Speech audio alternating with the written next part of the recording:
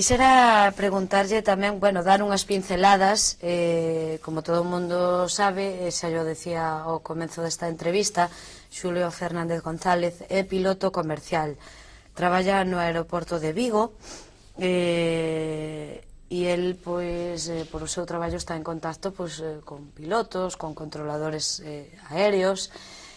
De controladores aéreos gustaríanos falar. Por que? Cales son as condicións e que reivindicaban exactamente os controladores aéreos? Hai que ter en conta de que por primeira vez, dende que se instalou a democracia, non? Chegouse a manifestar un estado de alarma, algo moi importante, algo gravísimo que se chegou a facer, non?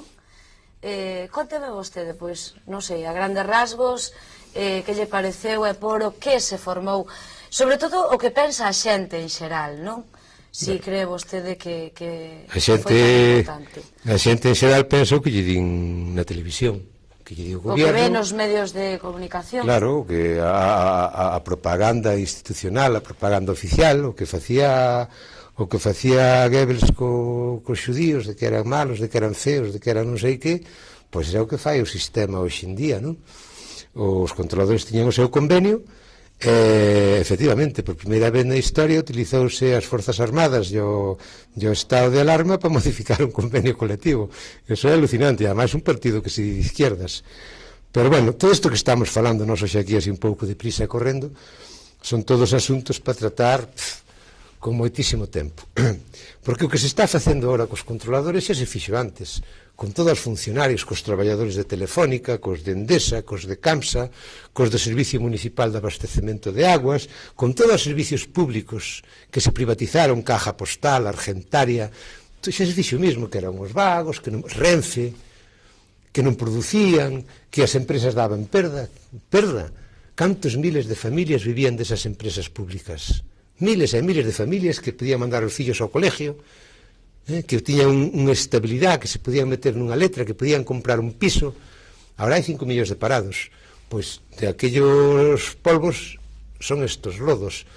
Por qué? Porque agora toda a xente que traballaba nesas empresas están na calle, eses puestos xa non existen, quen traballan aí, quen fai os servicios son empresas subcontratadas, e a xente con os contratos de 2-3 meses con os sueldos de miseria. E o que antes se repartía, por eso non daban beneficios ás empresas, en beneficios para a sociedade e para os traballadores, agora está aí Telefónica, Banco Santander, BBVA, que son os donos de todo eso, tendo beneficios escandalosos todos os anos. Entón, que é o que pasa cos controladores? Pasa cos controladores que se quere privatizar, igual que se privatizou todo isto. Entón, primeiro hai que acabar cos puestos de traballo de calidad, para depois os señores empresarios que teñen aí puestos a estes políticos, porque o empresario non pode facer o que lle dá gana, ten o que facer un representante do pueblo, alguén que saliu das urnas. Entón, estes señores teñen 2 partidos aí creados, un que se chama PP e outro que se chama PSOE, financiados por eles, con toda a publicidade que lle faga falta, para que nós lle votemos.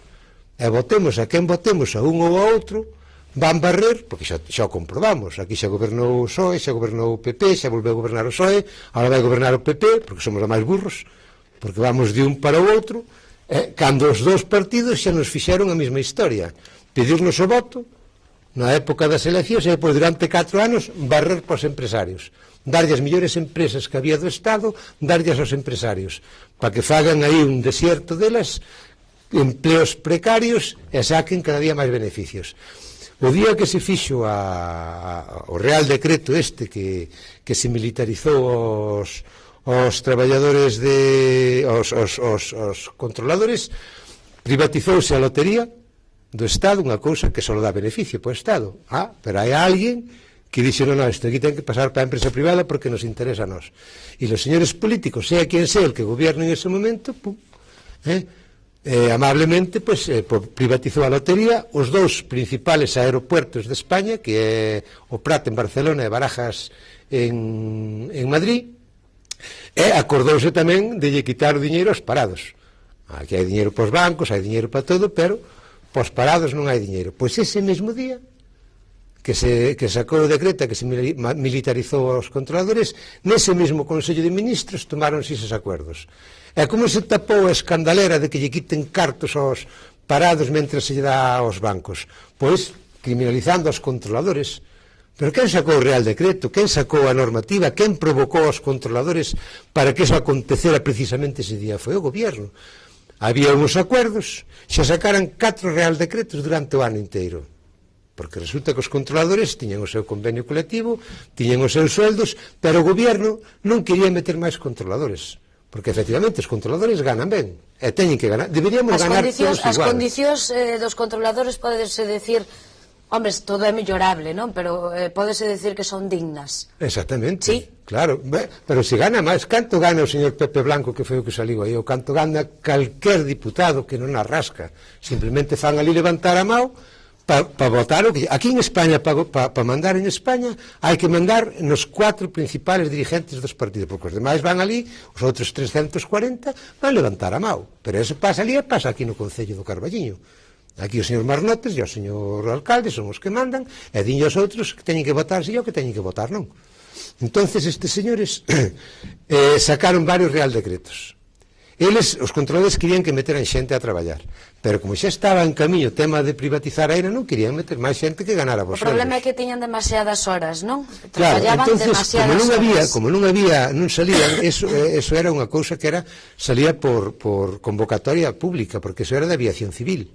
Eran funcionarios do Estado, non? Entón non querían meter máis xente, porque coa idea de privatizar, cantos máis metamos, máis problema vamos ter despois. Aquí hai que ter empleos basura, como hai agora en Telefónica en todos os sitios, empleos basura, que ganan, entón non querían meter xente.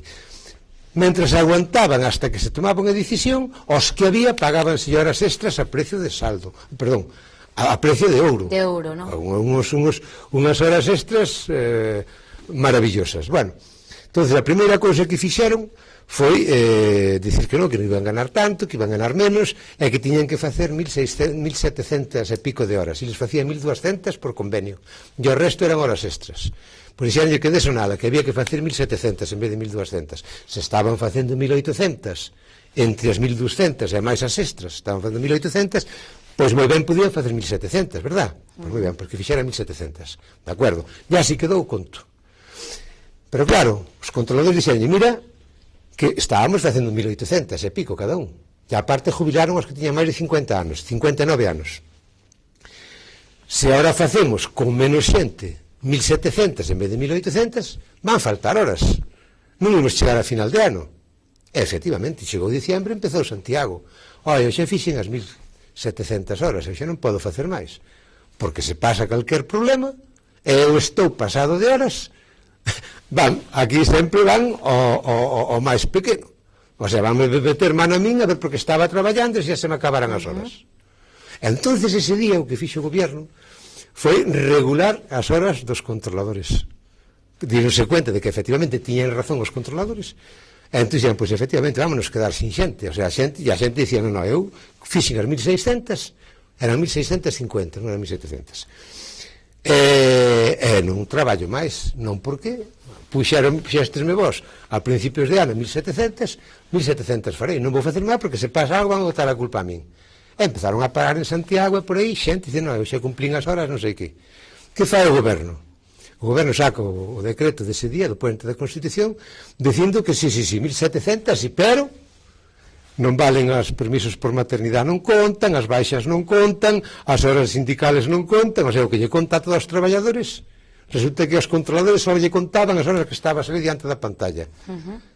Entonces, claro, xa a cousa reventou. Xa o fixeron para provocar. O sea, eu penso que o Gobierno, actuando maquiavélicamente, xa fixo eso. Claro, os controladores dixeron, bueno, hasta aquí chegamos, non? E todos que se lle vencían as horas, baixaron os avións, avisaron, porque teñen a obligación de facelo. O sea, como vas a estar tú traballando, controlando avións, pum, que tes que estar ao 100%, e hai unha normativa que di que se non te sintes ben, que vayas ao jefe de servicio e que lle digas, mira, que estou con un problema na cabeza, non me estou centrando, non? Claro. Pois estes señores están de moitísima responsabilidade.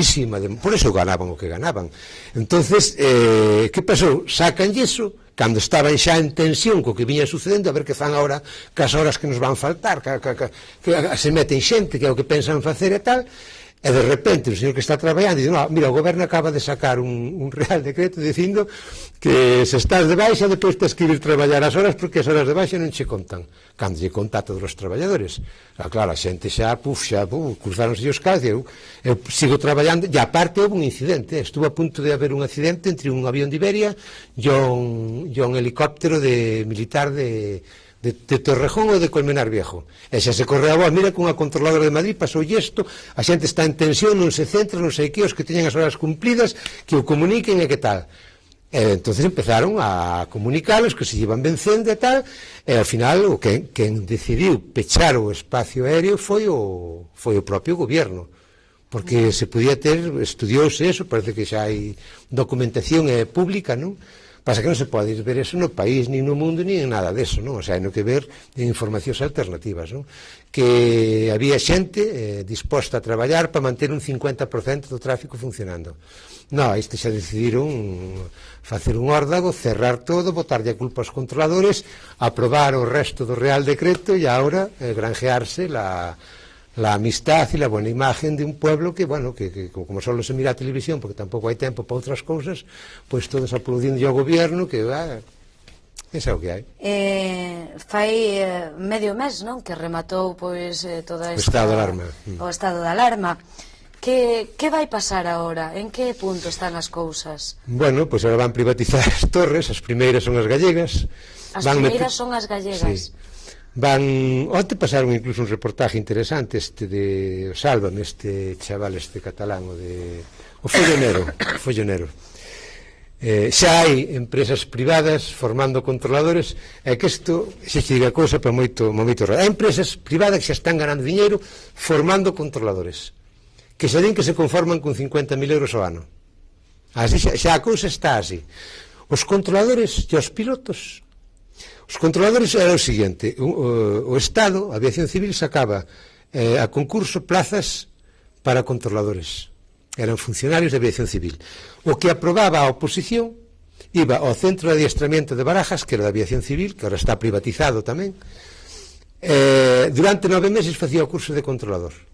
Ganaba o 70% de sueldo, igual que calquera funcionario en prácticas. Durante o curso, 70% de sueldo como funcionario en prácticas. Ao acabar o curso iba destinado a unha torre ou a un centro de control, que non é o mismo, xa ganando o seu sueldo completo, non? Así é como se facían os controladores hasta o ano 92 ou 93. Bueno, a partir dese ano xa inventaron un sistema novo. O sistema era o seguinte: en vez de convocar plazas de funcionarios controladores, convocaban becas para facer o curso de controlador. O sea, quen aprobaba a oposición non cobraba nada. Iba a Madrid, facía o curso durante os 9 meses ou que fora, pagándose do seu bolsillo ou a estancia en Madrid, e ao final do curso dabanlle, un título de controlador. E tiña que estar pendiente de que a ENA convocara plazas para se presentar despois co seu título de controlador a cubrir unha plaza. Eso foi 4, 5 ou 6 anos. Ahora, o señor que queira ser controlador ten que pagar 50.000 euros a unha empresa privada para sacar o título de controlador e metelo no bolsillo a expensas de que o contrate e que a ENA saque plazas.